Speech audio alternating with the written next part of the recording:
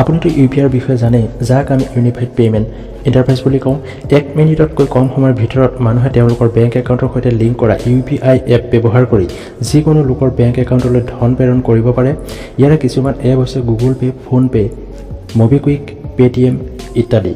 যদিও UPIয়ে ধন বিনিময়ৰ প্ৰক্ৰিয়াটো আগতকৈ সহজ কৰি তুলিছে, লগতে ই চাইবাৰ স্কেমবিলাকৰ ঘটনাও বৃদ্ধি হৈছে। শেহতীয়াকৈ আমি সকলোৱে এনে বহুতো ঘটনা দেখিছোঁ য'ত স্কেমাৰসকলে মানুহৰ UPI একাউণ্ট হেক কৰে আৰু জমা থকা পইচাখিনি সম্পূৰ্ণৰূপে কাটি লৈ যায়। এনে কেলেংকাৰীৰ পৰা আঁতৰি থাকিবলৈ কেইটামান গুৰুত্বপূৰ্ণ তথ্য লৈ আহিছোঁ, যিকেইটা আপুনি UPI পে'মেণ্ট কৰাৰ সময়ত মনত ৰখাটো অতি প্ৰয়োজনীয়। 1 নম্বৰতে, কাৰোবাৰ পৰা আপুনি পে'মেণ্ট ৰিচিভ কৰাৰ সময়ত UPI পিন এণ্ট্ৰি কৰাৰ কোনো ধৰণৰ প্ৰয়োজন নাথাকে।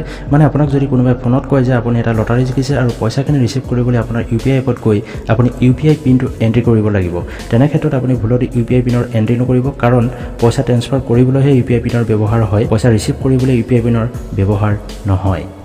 2 নম্বৰতে, কোনো অচিনাকি নাম্বাৰৰ পৰা যদি আপোনালৈ ফোন আহে আৰু যদি UPI সম্পৰ্কীয় কথা পাতিব বিচাৰে, তেনে ক্ষেত্ৰত আপুনি লগে লগে একো গুৰুত্ব নিদি ফোনটো কাটি দিয়াই ভাল।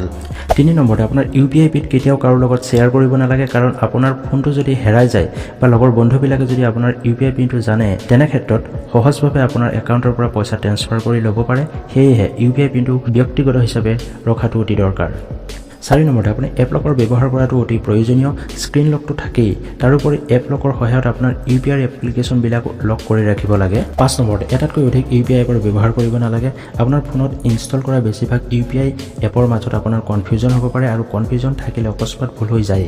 আপুনি যিকোনো এপৰ পৰা যিকোনো লোকক বিনামূলীয়াকৈ UPIৰ লেনদেন কৰিব পাৰি, যাৰ ফলত আপোনাৰ ক্ষতি হোৱাৰ সম্ভাৱনা বাঢ়ি যায়। 6 নম্বৰতে, এইটো আটাইতকৈ গুৰুত্বপূৰ্ণ, আপুনি এই কথাটো সদায় মনত ৰখাটো অতি প্ৰয়োজনীয়। কোনো ধৰণৰ লিংকত ভালদৰে নজনাকৈ ক্লিক নকৰিব। SMS বা ইমেইলত পাই থকা লিংকবোৰত মানুহে ক্লিক কৰাৰ পাছত বহু ক্ষেত্ৰত এনেকুৱা কেলেংকাৰী হোৱা দেখা গৈছে।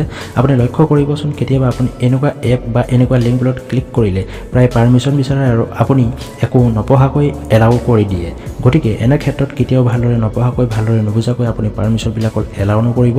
এই লিংকবোৰ আপোনাৰ ফোন হেক কৰিবলৈ আৰু আপোনাৰ পৰিচয় চুৰি কৰাৰ লগতে আপোনাৰ বেংকিং পাছৱৰ্ড আৰু পিন চুৰি কৰিবলৈ ব্যৱহাৰ কৰা হয়।